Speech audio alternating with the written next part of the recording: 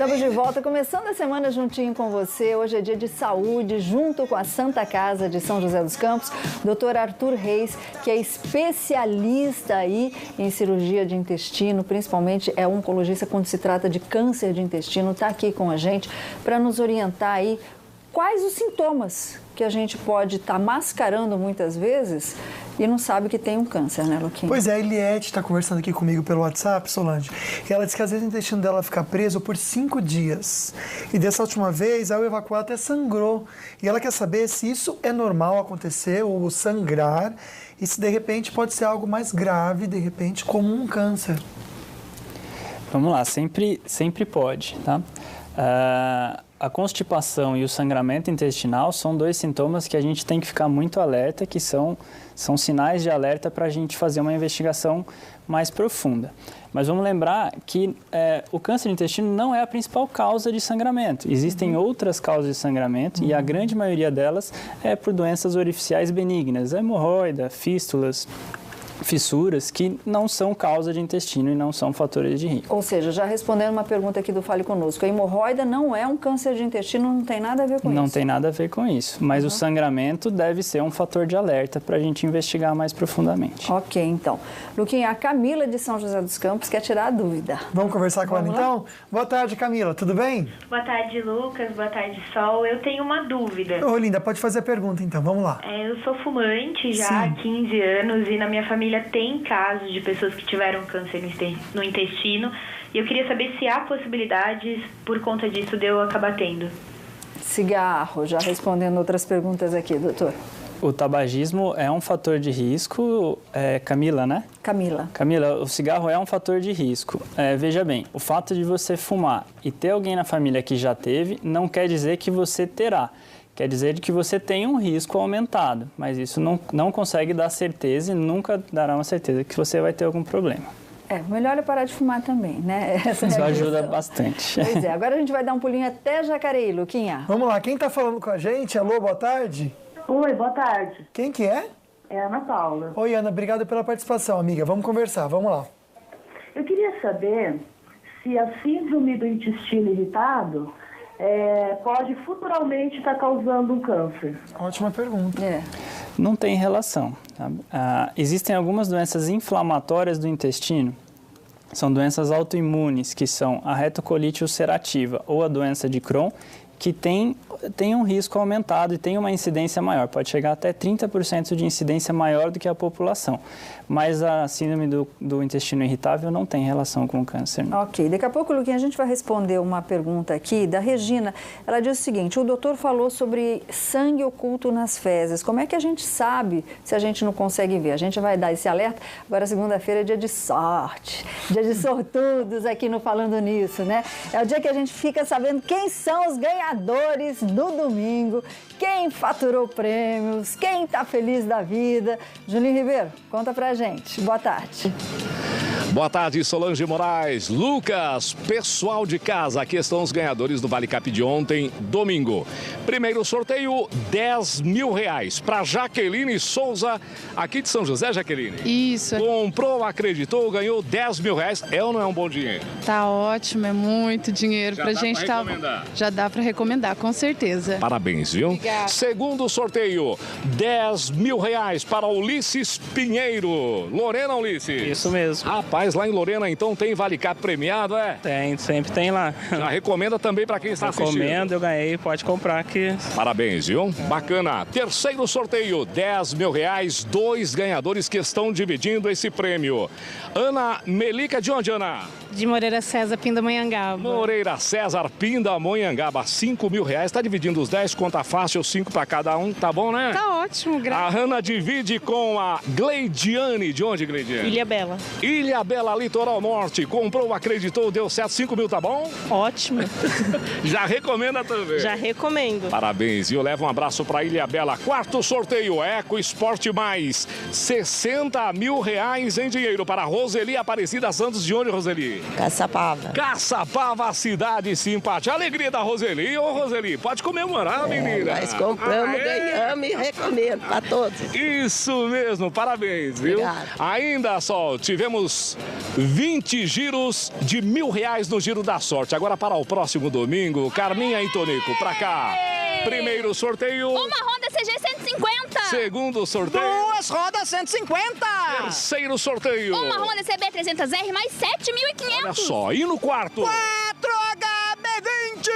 É isso mesmo, e ainda 10 giros de R$1.500 no Giro da Sorte. É o Vale Cap. Nesse domingo, hein? Vale Cap na mão e olho na Band. Tchau, Sol. Valeu, Lucas. Tchau, meus queridos. 4. Na falta de um carro, você pode ter 4 na garagem. Que 4 sonho, HB20. né? Que bom, né? Muito legal mesmo, né, Solange? A Maria Guadalupe de Jacareí vai conversar com a gente agora, tá ao vivo com a gente aqui na linha. Oi, Maria, boa tarde. Alô? Tudo bem, Maria? Caiu a ligação? Fazer uma pergunta de uma mamãe aqui. Aliás, tem 2 perguntas sobre adolescentes. Eu não vou falar o nome das mães para não constranger os adolescentes. Uma é o seguinte: o filho tem um intestino muito solto. Diz que ele tem diarreia praticamente todos os dias. Só que por ser adolescente, fica aquele receio de falar, de ir num médico. E já a outra diz que a filha dela, quando vai no banheiro, sempre entope privado, de tanto cocô que faz.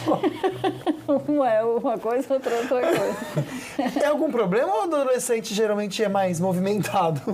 Às vezes o que a gente tem que prestar atenção, na verdade, são as alterações do hábito. Se já é um hábito do intestino dele ser solto o intestino diariamente, isso vai continuar sendo assim, merece uma investigação para outros problemas, mas não é um fator de risco para câncer de intestino. A gente tem que prestar atenção nas alterações do hábito, que nem eu falei no início. A pessoa que é muito constipada e de repente passa a ter um intestino mais solto, isso sim é um sinal de alerta. Agora, vamos lá, Regina, e tem muita gente aqui perguntando assim, o doutor falou de sangue nas fezes, mas como é que eu sei se eu tenho sangue nas fezes e muitas vezes não aparece?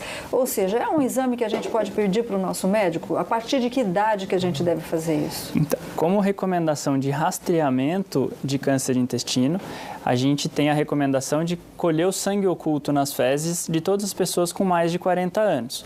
Agora, para as pessoas que têm sangramento vivo nas fezes, esses merecem uma investigação mais aprofundada. Então, todo mundo pode pedir? Todo mundo pode pedir. Bom, e como a gente está falando de sintoma, né? O Luquinha vai com o doutor mostrar para vocês agora mais sintomas aí que podem ser, sim, um câncer de intestino e muitas vezes a gente acaba mascarando esses sintomas com a automedicação e a gente vai fazer esse alerta para vocês, né, Luquinha? Interessante, viu? Tá bem explicadinho para vocês aqui, doutor. Vamos começar então aqui. Um por um, vamos explicando o que pode causar o câncer. Vamos lá. Aqui a gente tá exemplificando os principais fatores de risco para a ocorrência do câncer de intestino. Como eu falei agora há pouco, as doenças inflamatórias, que é a doença de Crohn e a retocolite ulcerativa, são fatores de risco e pode aumentar em até 30% a incidência. A presença de pólipos, principalmente os pólipos adenomatosos, esses pólipos são lesões precursoras do câncer. Isso, se não retirado durante uns 10 anos, isso pode virar um câncer no futuro. As síndromes genéticas, que a gente conversou pela pergunta da Camila, o tabagismo, a história familiar, as pessoas que têm parentes, principalmente os parentes de primeiro grau, têm um risco aumentado e principalmente a dieta. Doutor, só uma perguntinha. Aqui são várias doencinhas que elas são identificadas de que maneira? Existe algum exame que a gente precisa fazer? Ou, de repente, pelo sangue, você consegue ver se a pessoa tem exame de sangue? Essas doenças inflamatórias são doenças específicas, doenças autoimunes, em que a pessoa vai fazer o diagnóstico por colonoscopia com biópsia da mucosa do intestino. E tem um preconceito tão grande do exame da glucose, mas é tão importante, né, doutor? É muito importante porque a gente consegue agir na prevenção. E também, em alguns casos, até o tratamento pode ser feito por colonoscopia. E existe algum tipo de exame que a gente precisa fazer? Uma idade, assim, a partir dessa idade você tem que fazer ou não? 50 anos é a idade em que a recomendação para todos os pacientes, todas as pessoas fazerem pelo menos uma colonoscopia. Parece que tem ligação ao vivo, não é isso? Pois é, a gente vai atender o Walter, vou pedir para o doutor sentar aqui de novo com o Luquinha para a gente poder estar tirando as dúvidas aí de vocês de casa e a gente vai falar do perigo da automedicação. O que eu estou observando aqui no nosso e-mail, no Face, no WhatsApp, é que muita gente toma laxante à torta e à direita porque o intestino não funciona. Agora, qual o perigo disso tudo, né? Mas antes a gente vai atender o Walter, viu, Luquinha? Vamos lá, então. Oi, Walter. Boa tarde. Tudo bem? Boa tarde, Luca. Boa tarde, Sol. Obrigado pela participação, amigão. Vamos conversar. Obrigado. Eu queria até, inclusive, tocar nesse assunto do exame que ele está fazendo, da colonoscopia. Sim. Eu vi um tempo atrás uma reportagem de um canal, de um exame que eu não me lembro muito bem se é na Inglaterra, qual é o país, que é feito através de uma câmera, que a pessoa engole e ela vai fotografando todo o intestino para, de repente, não ter que fazer esse exame, a colonoscopia, né? Eu, graças a Deus, nunca fiz, mas conheço pessoas que já fizeram. Então, eu queria saber se no Brasil existe isso. É que, na verdade, o exame de engolir a cápsula é endoscopia, né, doutor? É endoscopia. Que é por cima, agora é por baixo. Não, então. ele por tá... isso que é preconceito, né? Boa pergunta do Walter. Existe uma cápsula endoscópica que realmente uma câmera é colocada dentro de um comprimido e aí a pessoa engole esse comprimido e essa câmera vai tirando milhares de fotos durante o trajeto em que faz no intestino até que a pessoa evacue essa cápsula com a câmera. Esse é um exame, Walter, que ele é pouco sensível e pouco específico. Ele não é tão bom quanto a colonoscopia para fazer o diagnóstico do câncer de intestino. Porque são várias, vamos dizer assim, são várias fotos que vai tirando. Existe a possibilidade de, naquele ponto onde tem uma lesão pequena, não conseguir não tirar uma foto dali e passar despercebido. Com a câmera da colonoscopia, isso é menos, esse risco é menor. Agora, a colonoscopia leva uma vantagem nisso porque a cápsula endoscópica vai agir só para diagnóstico. A colonoscopia, quando ela vê um pólipo adenomatoso e ela resseca esse pólipo, ela faz isso no mesmo tempo, ela age preventivamente.